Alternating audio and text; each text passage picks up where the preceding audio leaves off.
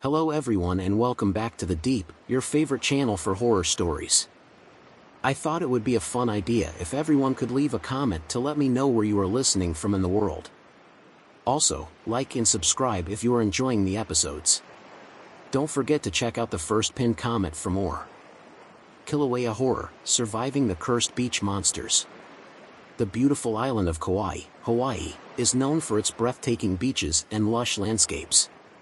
Among its many natural wonders is Kilauea, a beach that lies in the shadow of the island's active volcano, Kilauea Volcano. Despite its stunning beauty, the beach is shrouded in mystery and danger, with local legends warning of monstrous beings that inhabit the nearby caves. A group of friends, Mark, Laura, Kevin, and Sarah, decided to visit Kilauea for a weekend getaway. They were eager to explore the island, hike the volcanic trails, and relax on the sandy shores. Mark, an amateur volcanologist, was particularly excited to study the active volcano up close. The drive to Kilauea was filled with laughter and anticipation. The friends marveled at the island's beauty, the vibrant greenery contrasting with the dark volcanic rock. As they approached the beach, the air grew warmer, and the distant rumble of the volcano could be felt beneath their feet. "This place is incredible," Laura said, her eyes wide with wonder. "I've never seen anything like it." "Yeah, but it's also kind of intimidating," Sarah added, glancing at the smoking volcano. "I hope it doesn't decide to erupt while we're here." Mark reassured her. "Don't worry. The volcano is monitored closely. We'll be safe." They arrived at the beach and set up their camp, the sound of the waves crashing against the shore providing a soothing backdrop. The beach was nearly deserted, adding to the sense of isolation and adventure. As the sun began to set, painting the sky with hues of orange and pink, they decided to explore the nearby caves. The entrance to the caves was partially hidden by jagged rocks, and a cool breeze emanated from the darkness within. "These caves are supposed to be amazing," Kevin said, his flashlight cutting through the gloom. "But the locals say they're haunted or something." "Haunted caves?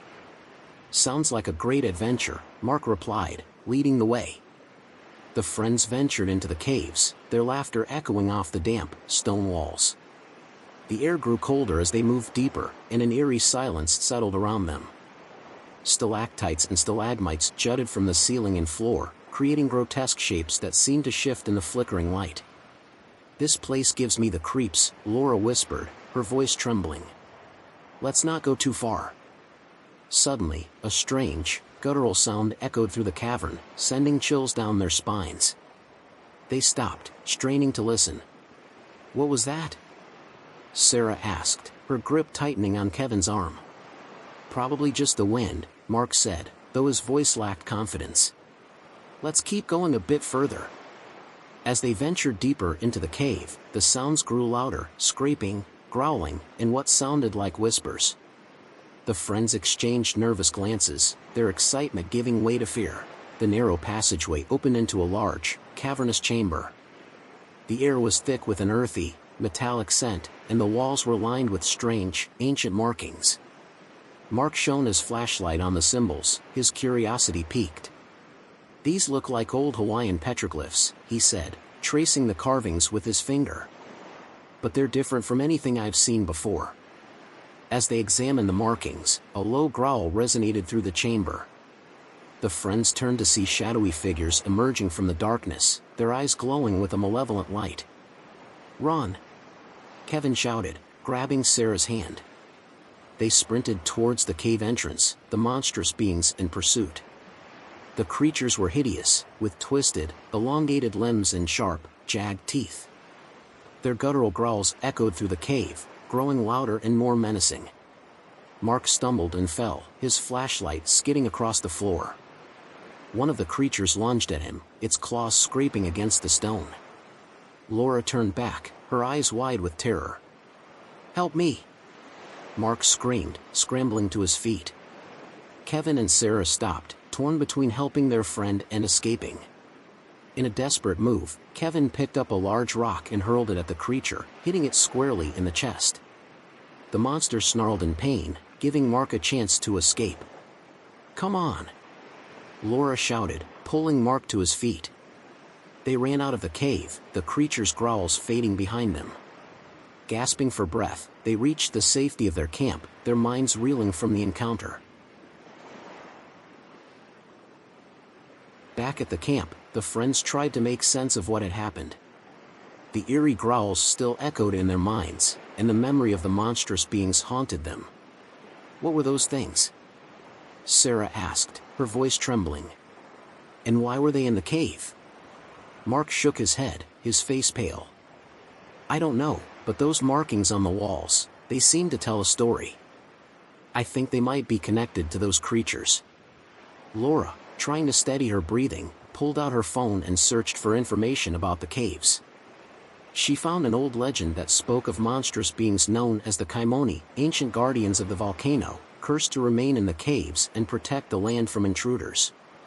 These creatures, the Kaimoni, were once human, Laura read aloud.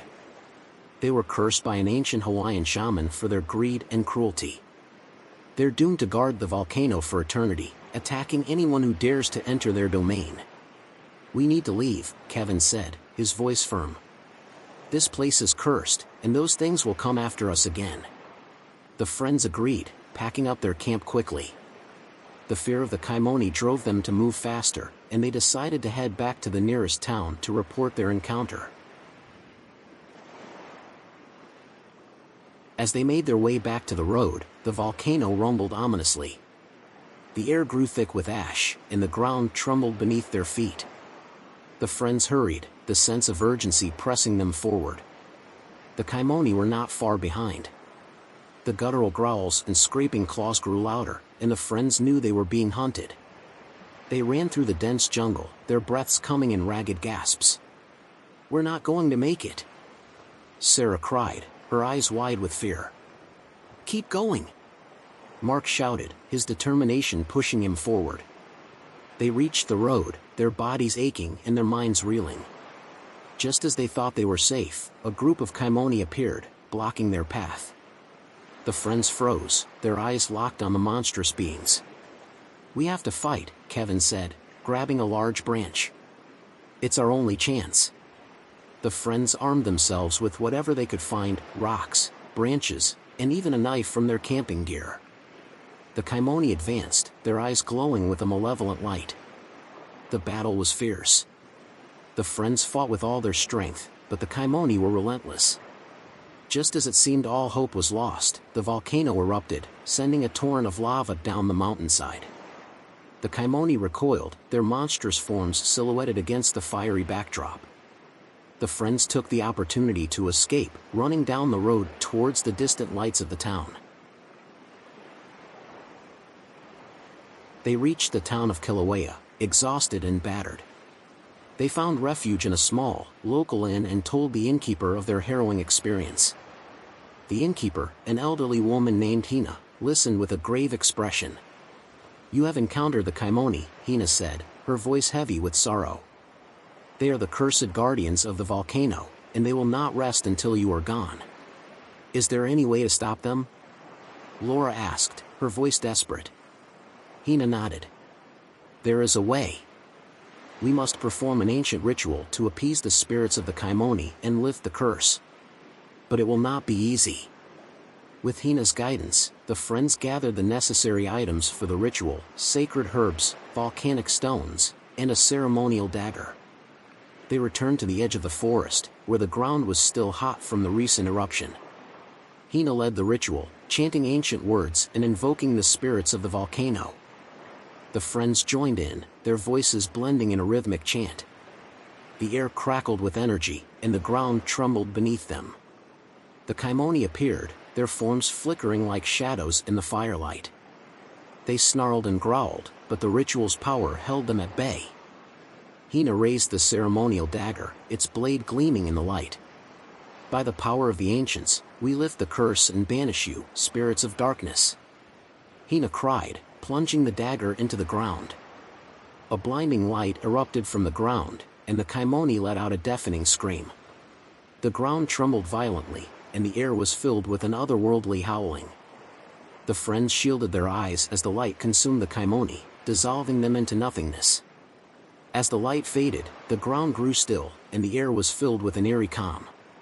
The curse was lifted, and the Kaimoni were banished forever. The friends collapsed, exhausted but relieved. They had faced the darkness and emerged victorious. The beach of Kilauea, once a place of terror, was now a symbol of their courage and determination. Back at the inn, Hina welcomed them with open arms. The story of their bravery spread through the town, and the legend of the Kaimoni became a tale of triumph over evil. The friends returned to their lives, forever changed by their experience. They had faced true terror and conquered it, their bond stronger than ever. The beach of Kilauea, with its dark past and beautiful shores, would always be a place of mystery and wonder. Zippolite horror, surviving the cursed beach spirits. Mexico is famous for its stunning beaches, with Cancun often topping the list as one of the most beautiful in the world. However, it is also home to one of the most deadly beaches, Zippolite. Known as the Beach of the Dead, it has a reputation for strong currents and tragic drownings. On a particularly eerie day, when the beach was deserted, a group of friends decided to visit Zippolite, unaware of the terror that awaited them. The group consisted of Diego, a local historian, Ana, a marine biologist, Carlos, an adventurous spirit, and Luisa, a photographer fascinated by the macabre. They were intrigued by the beach's dark history and eager to explore its mysterious allure.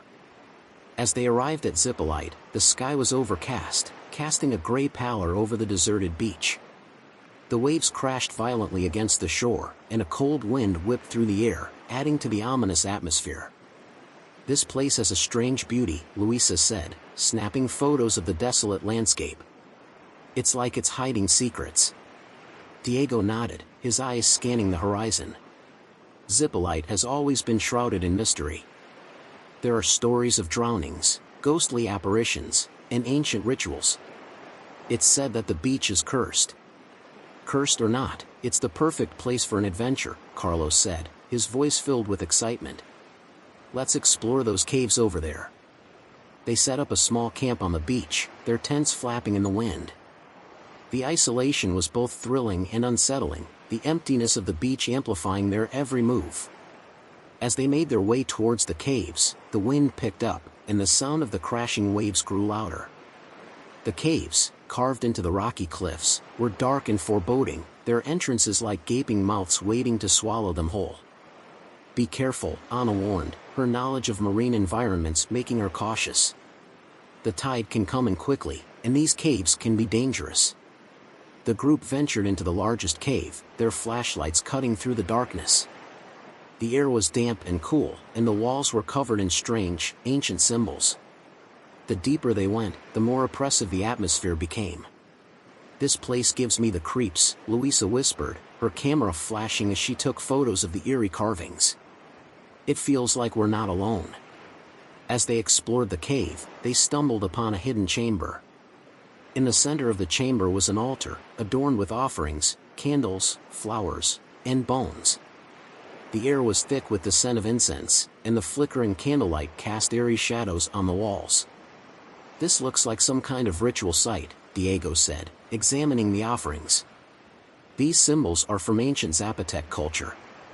They performed rituals to honor the dead and appease the gods." Suddenly, a low, haunting chant echoed through the cave.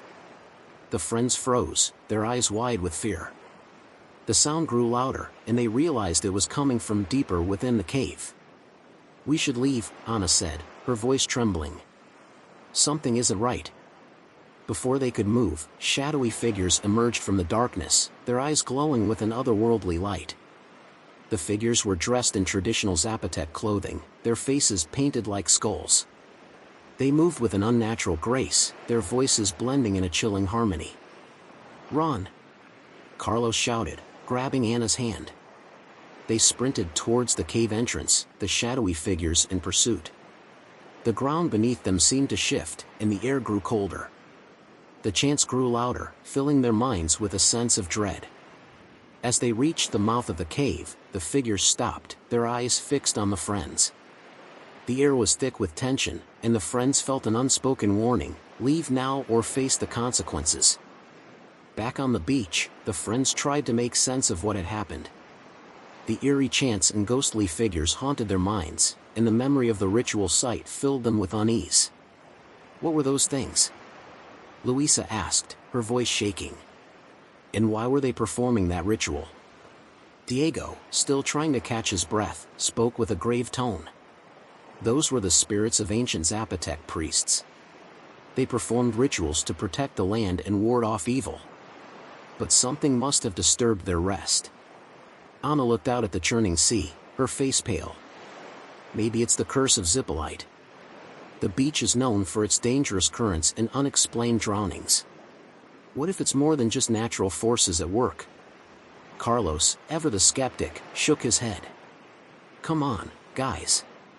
It was just a coincidence. There has to be a rational explanation. Before they could argue further, a sudden scream pierced the air. They turned to see a figure struggling in the waves, thrashing wildly as the current pulled them under. Someone's drowning.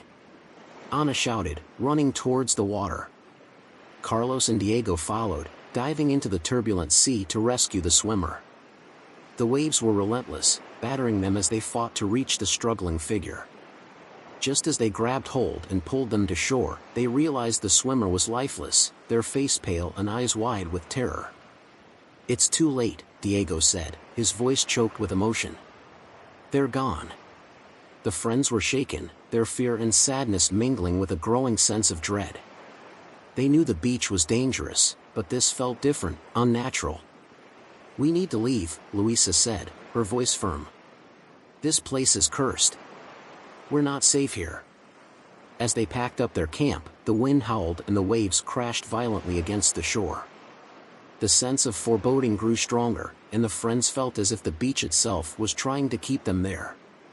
They hurried along the rocky path that led away from the beach, their hearts pounding with fear. The chants from the cave echoed in their minds, a haunting reminder of the danger they faced. Suddenly, the ground beneath them began to shake, and the air was filled with an eerie wail. The friends turned to see the shadowy figures from the cave emerging from the darkness, their eyes glowing with malevolence. Keep moving! Carlos shouted, his voice filled with determination. They ran, their footsteps echoing on the rocky path. The figures pursued them, their chants growing louder and more intense. The friends felt a cold hand grip their hearts, a fear unlike anything they had ever known. As they reached the edge of the beach, they saw the path ahead was blocked by a landslide. The ground had given way, and the rocks were piled high, cutting off their escape. We're trapped. Anna cried, her eyes wide with terror. We have to find another way, Diego said, his voice steady. There's a village nearby. If we can make it there, we might be safe. With no other choice, they turned and ran along the shoreline, the shadowy figures close behind. The waves crashed against their feet, and the wind howled around them. The beach seemed to stretch on forever, a never-ending nightmare. After what felt like an eternity, they reached the small village of Zippolite. The locals, sensing their distress, welcomed them with open arms. They were taken to the home of Abuela Rosa, an elder known for her wisdom and knowledge of ancient rituals. Abuela Rosa listened to their tale, her eyes filled with understanding. You have encountered the spirits of the Zapotec priests, she said. They are angry because their sacred site has been disturbed. We must perform a ritual to appease them and lift the curse. With Abuela Rosa's guidance, the friends gathered the necessary items, sacred herbs, candles, and a ceremonial mask. They returned to the beach, the air thick with tension. Abuela Rosa led the ritual, chanting in a language that seemed to resonate with the very soul of the land. The friends joined in, their voices blending in a rhythmic harmony. The air crackled with energy, and the ground trembled beneath their feet. The shadowy figures appeared, their eyes glowing with fury. But the power of the ritual held them at bay. Abuela Rosa raised the ceremonial mask, its eyes glowing with an inner light. By the power of the ancients, we appease you, spirits of the Zapotec, she cried, placing the mask on the altar. A blinding light erupted from the mask, and the shadowy figures let out a deafening wail. The ground shook violently, and the air was filled with an otherworldly howling. The friends shielded their eyes as the light consumed the spirits, dissolving them into nothingness. As the light faded, the ground grew still, and the air was filled with an eerie calm. The curse was lifted, and the spirits were appeased. The friends collapsed, exhausted but relieved. They had faced the darkness and emerged victorious. The beach of Zippolite, once a place of terror, was now a symbol of their courage and determination. Back in the village, they were hailed as heroes.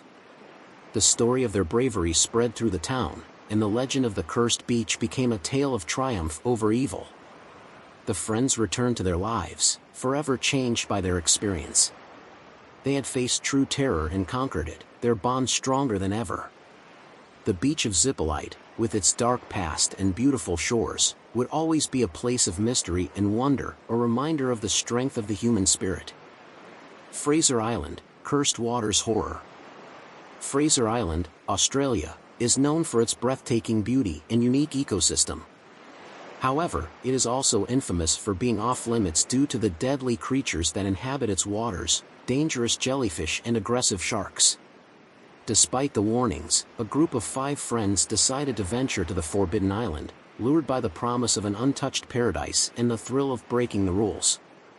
The group consisted of Ben, an experienced diver, Mia, a marine biologist, Luke, a thrill seeker, Jenna, an aspiring photographer, and Sam, an environmental activist. They planned their trip meticulously, ensuring they had all the necessary supplies and equipment for their illicit adventure. The journey to Fraser Island was uneventful, but as they approached the shore, an eerie feeling settled over them. The island was eerily quiet, the only sound the gentle lapping of the waves against the boat.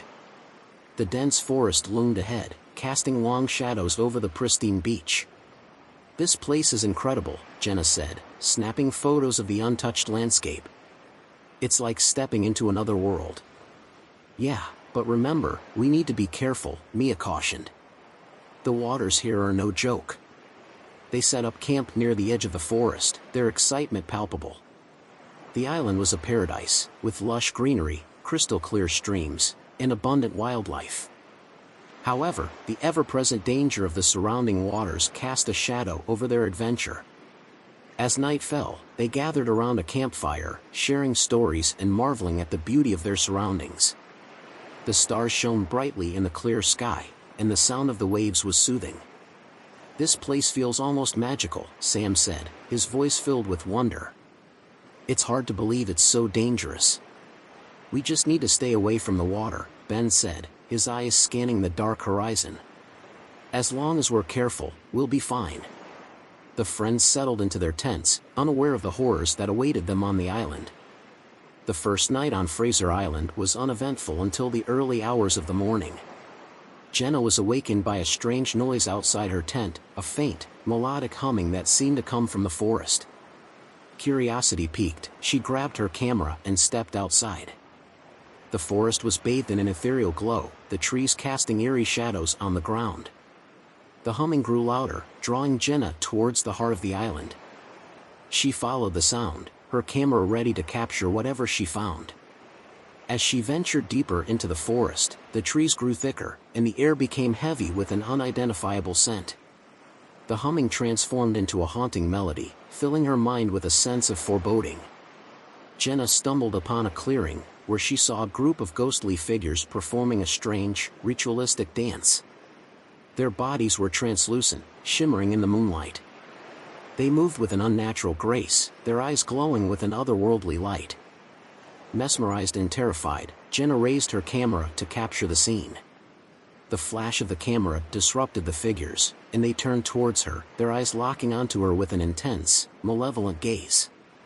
Jenna's heart pounded in her chest as she turned and ran, the ghostly figures in pursuit. The forest seemed to close in around her, the trees forming a labyrinth that trapped her in its depths. She stumbled and fell, her camera skidding across the ground.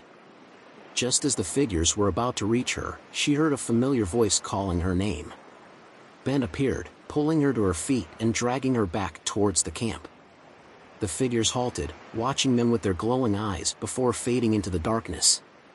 Back at camp, Jenna told the others what she had seen. Her voice trembled as she described the ghostly figures and the haunting melody that had drawn her into the forest. "This island is cursed," Mia said, her face pale. There are legends about spirits that protect this place, punishing those who dare to trespass. We need to leave, Sam said, his voice filled with urgency. It's not safe here. Before they could pack up their camp, the ground beneath them began to tremble. The air grew thick with an oppressive energy, and the sound of the humming returned, louder and more insistent. The friends watched in horror as the ghostly figures emerged from the forest, their eyes glowing with a malevolent light. The figures moved towards them, their bodies shimmering with an ethereal glow. "We have to get to the boat," Luke shouted, grabbing their supplies. They ran towards the shore, the ghostly figures in pursuit.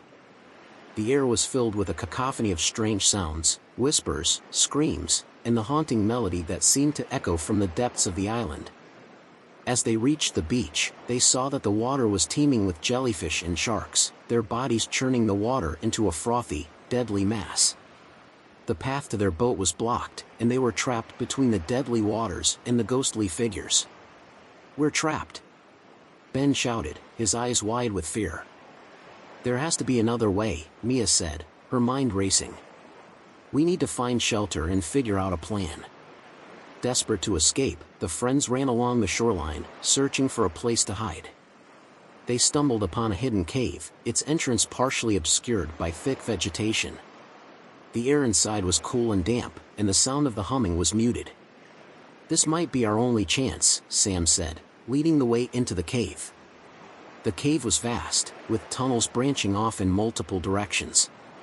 The friends moved cautiously, their flashlights cutting through the darkness.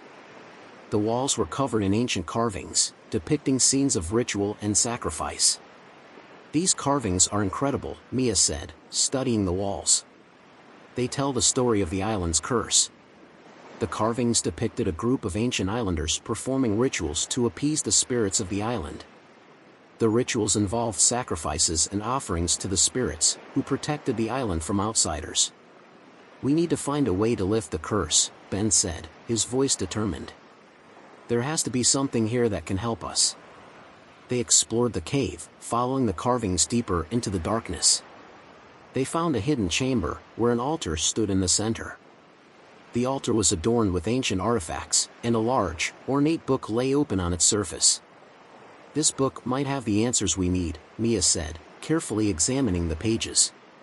"It describes a ritual to lift the curse and appease the spirits." The ritual required specific items, sacred herbs, a ceremonial dagger, and a rare flower that only grew in the heart of the forest. The friends gathered the necessary items, their determination fueled by the hope of escaping the island's deadly curse. As night fell, the friends prepared for the ritual. The air was thick with tension, and the sound of the humming grew louder.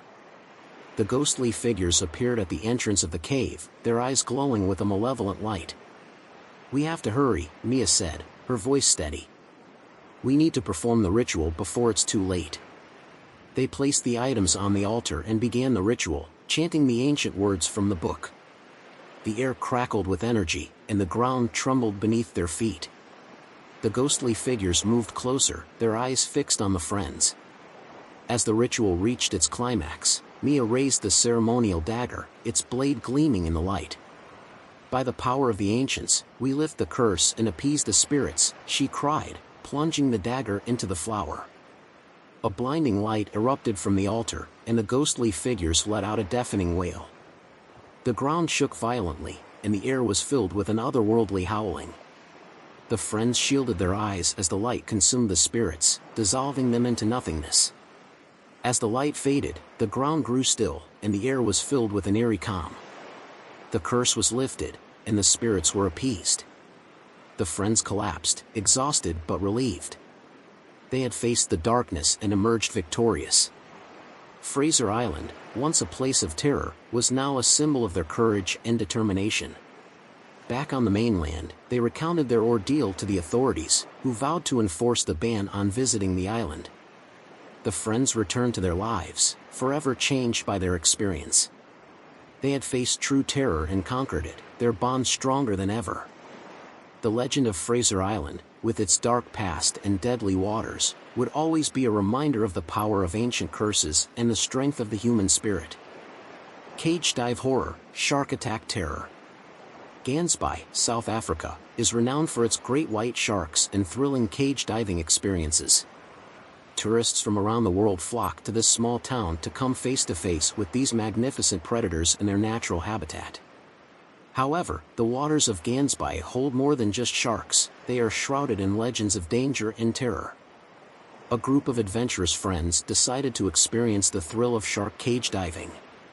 The group consisted of Peter, an experienced diver, Natalie, a marine biologist, Ethan, a thrill seeker, and Chloe, an underwater photographer. They were excited and eager to capture the majesty of the great white sharks up close. They arrived at the dock early in the morning, the air filled with the scent of salt water and the cries of seagulls. The dive boat, aptly named the Predator, was ready to take them on their adventure. Captain Jonas, a seasoned shark diver, greeted them with a broad smile. "Welcome aboard, folks," Captain Jonas said, his eyes twinkling with excitement. "You're in for a treat today. The sharks have been particularly active." The friends exchanged excited glances and boarded the boat, their anticipation building. As they set off into the open sea, the sun began to rise, casting a golden glow over the water.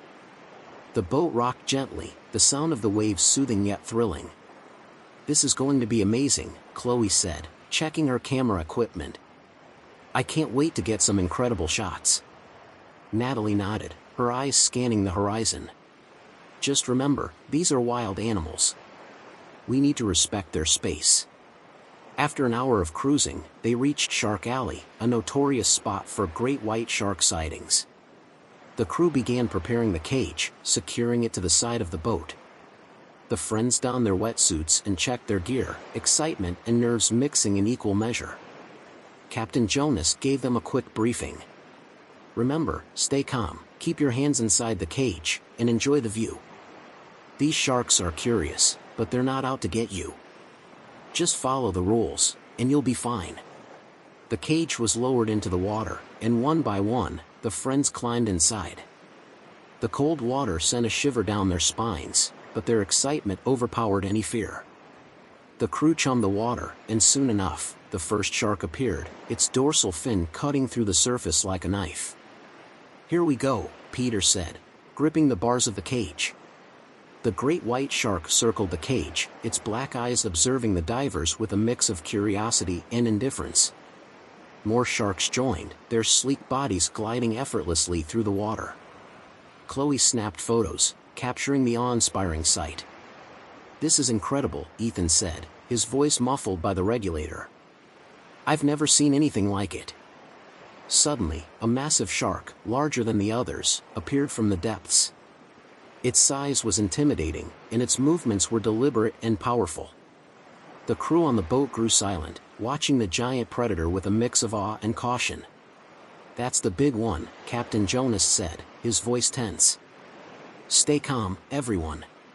The giant shark circled the cage, bumping it lightly with its snout. The cage rattled, and the friends inside exchanged nervous glances. The shark's curiosity grew, and it began to bump the cage more forcefully. "Is this normal?" Natalie asked, her voice trembling. "Sometimes they get curious," Peter replied, though his own fear was evident. "Just stay calm." Without warning, the giant shark rammed the cage with incredible force, causing the bars to bend and the structure to creak ominously. The friends screamed, gripping the bars tightly as the cage shook violently. "We need to get out of here," Ethan shouted, panic rising in his voice. The shark rammed the cage again, its jaws snapping dangerously close to the bars. One of the bars gave way, creating a small opening. The water around them churned as the other sharks grew more agitated, sensing the chaos. On the boat, the crew scrambled to lift the cage, but the mechanism jammed, leaving the friends trapped underwater. Captain Jonas shouted orders, his voice filled with urgency. "Hold on. We're trying to get you out," he yelled, but the fear in his eyes betrayed his words. The giant shark took another pass at the cage, its jaws closing around the weakened bars. The cage groaned under the pressure, and more bars began to bend and break. Water rushed in, and the friends struggled to stay inside. Peter tried to push the shark away with a piece of broken bar, but the predator was relentless. It rammed the cage once more, and the structure finally gave way. The friends were thrown into the open water, surrounded by the circling sharks. "Swim for the boat!" Peter shouted, kicking towards the surface. The water was a frenzy of bubbles and thrashing limbs as the friends desperately tried to reach safety. The sharks, sensing easy prey, closed in with terrifying speed. Chloe felt a sharp pain as a smaller shark grazed her leg, the water turning red with blood. "Help us!" Natalie screamed, her voice barely audible above the chaos. The crew on the boat managed to fix the jam and began lifting the broken cage. Captain Jonas threw a rope ladder over the side, shouting for the friends to grab hold. "Climb up, quickly," he yelled, his face pale with fear. Peter reached the ladder first, pulling himself up with all his strength. He turned to help the others, grabbing Chloe's hand and hauling her onto the boat. Ethan and Natalie followed, their faces contorted with fear and pain. As they climbed onto the deck, the giant shark made one final lunge, its massive jaws snapping just inches from Ethan's leg. He pulled himself up with a final burst of energy, collapsing onto the deck in exhaustion. "We made it," Chloe gasped, her leg bleeding heavily. "But what about Sam?" Peter looked around, panic setting in. Sam didn't make it out of the water. Captain Jonas and the crew immediately began searching the water, but there was no sign of Sam. The water was churning with sharks, their dorsal fins cutting through the surface like deadly knives. "We can't just leave him," Peter shouted, but Captain Jonas shook his head. "It's too dangerous," he said, his voice filled with regret. "We'll keep searching, but the sharks are too aggressive. We have to get you to safety first." The boat sped back to shore, the friends huddled together in shock. Chloe's leg was bandaged, and the crew did their best to comfort them, but the sense of loss was overwhelming. Sam was gone, and the terrifying experience had left them all scarred. Back on land, the friends were taken to a local hospital where Chloe received stitches for her wound. The gravity of their ordeal began to sink in, and the reality of Sam's loss hit them hard. "We shouldn't have gone," Natalie said, her voice breaking. "We knew it was dangerous, but we went anyway." Peter nodded, his face etched with guilt. "We were reckless. We should have listened to the warnings." Days turned into weeks, and the friends tried to move on with their lives. The memory of the giant shark and the shattered cage haunted their dreams, a constant reminder of the fragility of life and the dangers of the sea. The authorities conducted a search for Sam, but his body was never found. The incident made headlines, and shark cage diving regulations were tightened in the wake of the tragedy. The friends returned to Gansby one last time, standing on the shore and looking out at the ocean. The water was calm, but they knew the dangers that lurked beneath the surface. "We'll never forget you, Sam," Peter said, his voice filled with emotion. This was supposed to be an adventure, but it turned into a nightmare. As they left the beach, they made a silent vow to honor Sam's memory and to never forget the lessons they had learned. The ocean was beautiful, but it was also deadly, and it demanded respect. The legend of the giant shark that broke the cage and the friends who faced its wrath would become a cautionary tale, a reminder of the thin line between thrill and terror in the deep waters of Gansby. Chowpatty Beach, Zombie Horror Unleashed. Chowpatty Beach, located in Mumbai, India, is infamous for being one of the most polluted beaches in the world. Despite its reputation, it attracts many visitors due to its vibrant street food scene and the bustling atmosphere of the city. However, beneath the surface of its polluted waters lies a sinister secret, waiting to be uncovered. A group of college friends decided to visit Mumbai for a cultural exchange program. The group consisted of Raj, a history major, Priya, an environmental science student, Vikram, a budding filmmaker, and Anjali, a photographer with a passion for capturing the gritty realities of urban life. They were excited to explore the city and document their experiences. After a day of exploring Mumbai's bustling streets, they decided to visit Chowpatty Beach to witness the famous Ganesh Chaturthi festival. The beach was crowded with people, the air filled with the scent of street food and the sounds of celebratory music. "This place is incredible," Anjali said, snapping photos of the colorful festivities. "It's so vibrant and alive." "Yeah, but look at the water," Priya said, pointing to the murky, polluted waves lapping against the shore. "It's disgusting. I can't believe people swim in this." Raj nodded, his face serious. Chowpatty Beach has a dark side. There are stories of strange occurrences, especially at night. Vikram, always eager for a good story, perked up. "Strange occurrences? Like what?" "People say the beach is haunted," Raj replied. "There have been sightings of strange creatures emerging from the water, especially when the pollution is at its worst." Intrigued and eager to capture something extraordinary, the friends decided to stay on the beach after the festival ended. As the crowds dispersed and the night grew darker, the beach took on an eerie, desolate atmosphere. The friends set up their cameras and waited, the sounds of the city fading into the background. The air was thick with the stench of rotting garbage and stagnant water. The only light came from the distant glow of streetlights and the occasional flicker of a passing car. "This place feels different at night," Priya said, shivering despite the warm air. "It's like the pollution has its own life." Suddenly, Anjali noticed something moving in the water. She pointed her camera towards the shoreline and zoomed in. "Look at that! There's something in the water." The others gathered around her, peering at the murky waves. At first, they saw nothing but trash and debris. Then, slowly, dark shapes began to emerge from the water, their movements sluggish and unnatural. "What the hell is that?" Vikram whispered, his voice filled with awe and fear. The figures emerged fully from the water, revealing decayed, rotting bodies. Their eyes glowed with an eerie, unnatural light, and their movements were jerky and disjointed.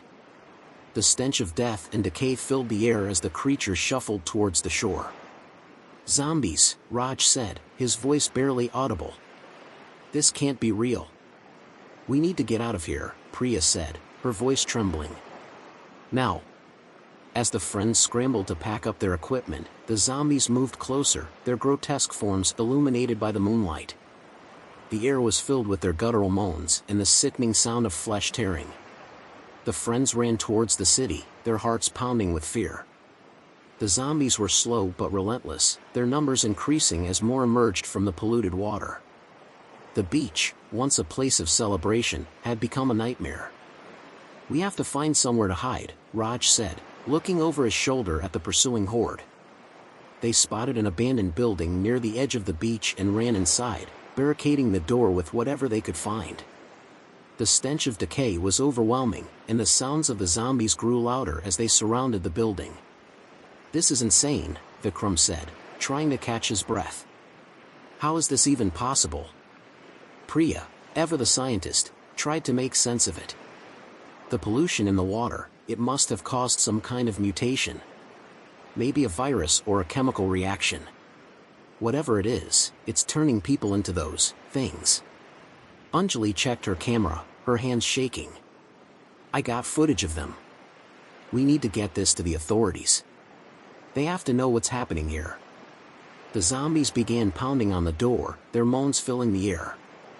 The friends knew they couldn't stay in the building for long. They needed a plan to escape and get help. "We need to get to the main road," Raj said, thinking quickly. "If we can make it there, we might be able to find a police officer or flag down a car." With no other options, the friends prepared to make a run for it. They gathered their courage and, on the count of 3, pushed the barricade aside and burst out of the building. The zombies were everywhere, their rotting hands reaching out for them. They sprinted towards the main road, dodging and weaving between the zombies. The stench of decay and the sound of moaning filled their senses, driving them to run faster. Anjali tripped over a piece of debris, and Vikram quickly helped her up, their fear giving them strength.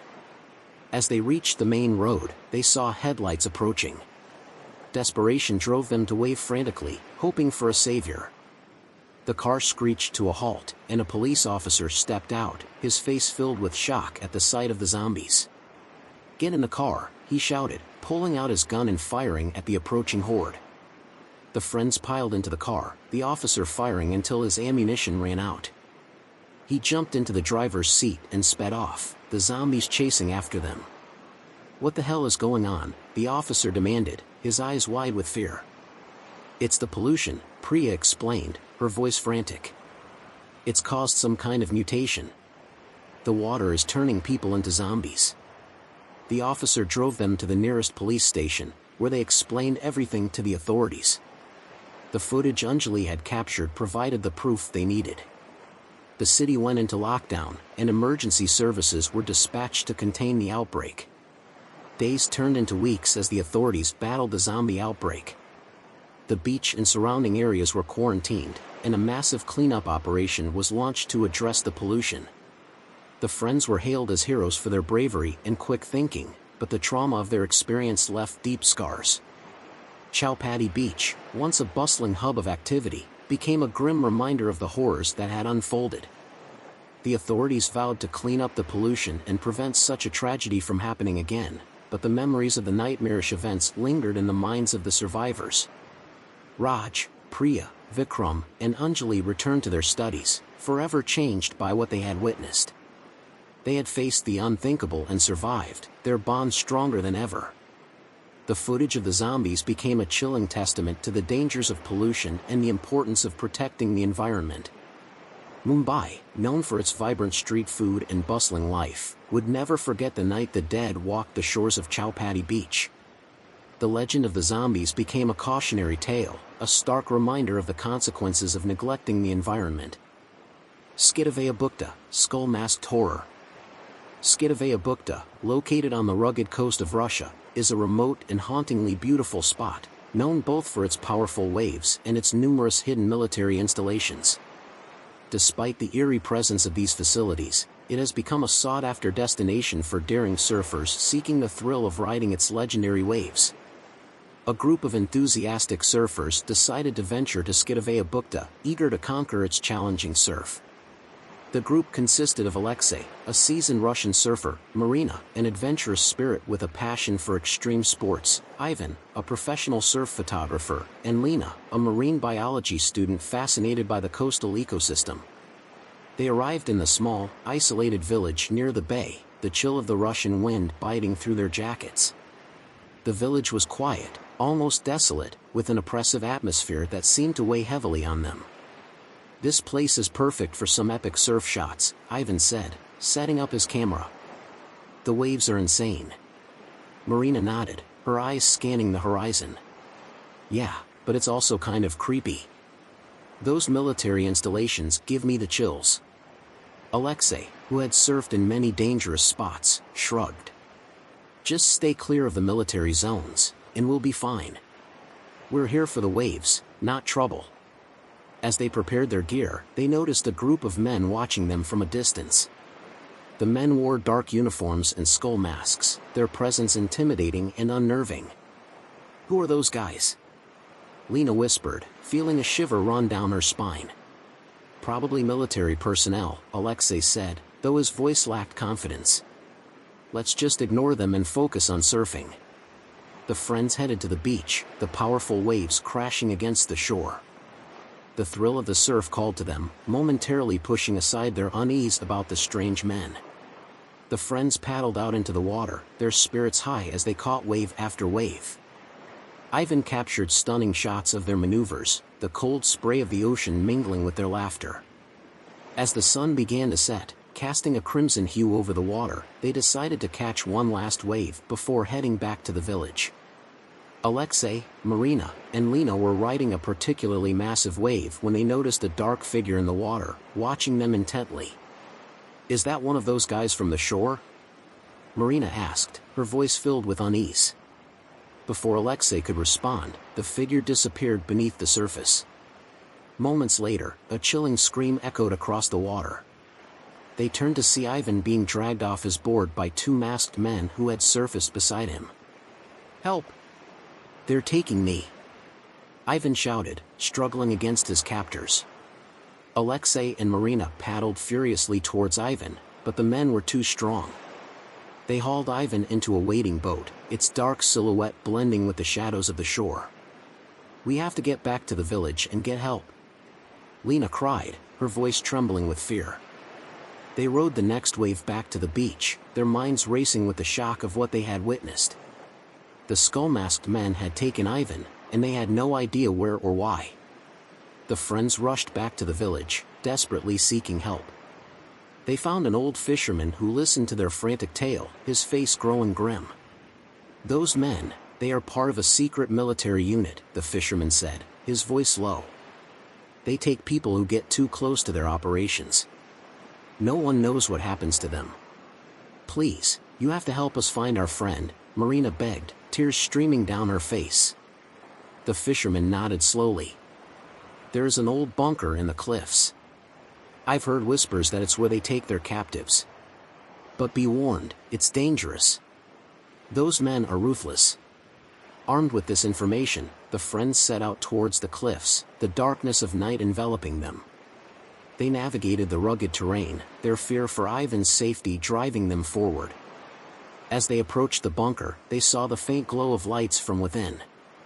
The entrance was guarded by two masked men, their eyes cold and unfeeling behind their skull masks. "We need a plan," Alexei whispered. "We can't just storm in there." Marina, ever the risk-taker, looked around and spotted a narrow path leading to a hidden entrance at the back of the bunker. "There's another way in.